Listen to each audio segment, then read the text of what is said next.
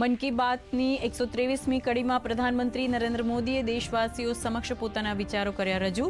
યોગ દિવસ, કટોકટી, શુભાંશુ શુક્લાની અવકાશ યાત્રા અને કૈલાસ માનસરોવરની યાત્રા પર પ્રધાનમંત્રી મોદીએ કરી ચર્ચા.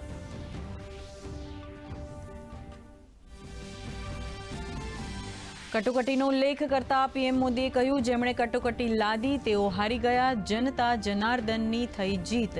ઇમરજન્સી લગાવનારાઓએ ન માત્ર આપણા બંધારણની હત્યા કરી, પરંતુ અભિવ્યક્તિની આઝાદીનું ગળું દબાવ્યું.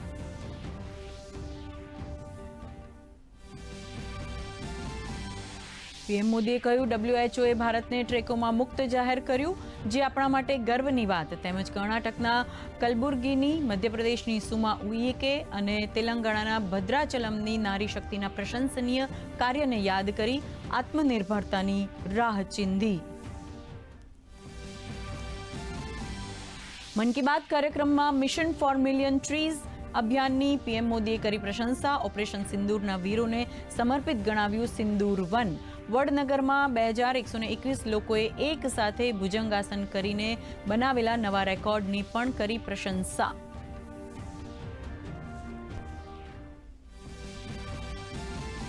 પાલિતાણામાં ફાઇટ ઓબેસિટીઝના સંદેશ સાથે સન્ડે ઓન સાયકલ યાત્રાનું આયોજન. કેન્દ્રીય મંત્રી મનસુખ માંડવિયા સાથે સ્વચ્છતા સેનાનીઓએ, એનએસએસ અને માય ભારતના યુવાનો જોડાયા. દેશભરમાં 6000 સ્થળોએ થયું કાર્યક્રમોનું આયોજન.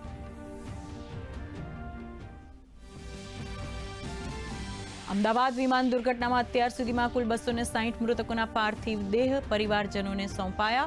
આરોગ્ય મંત્રી ઋષિકેશ પટેલે કહ્યું, ડીએનએ ટેસ્ટથી 254 અને ચહેરાથી 6 મૃતકોની થઈ ઓળખ. મૃતકોમાં 241 પેસેન્જર અને 13 નોન પેસેન્જરનો સમાવેશ. સમગ્ર રાજ્યમાં ચોમાસું થયું સક્રિય. રાજ્યના 33 જિલ્લાના 128 તાલુકામાં નોંધાયો હળવાથી મધ્યમ વરસાદ.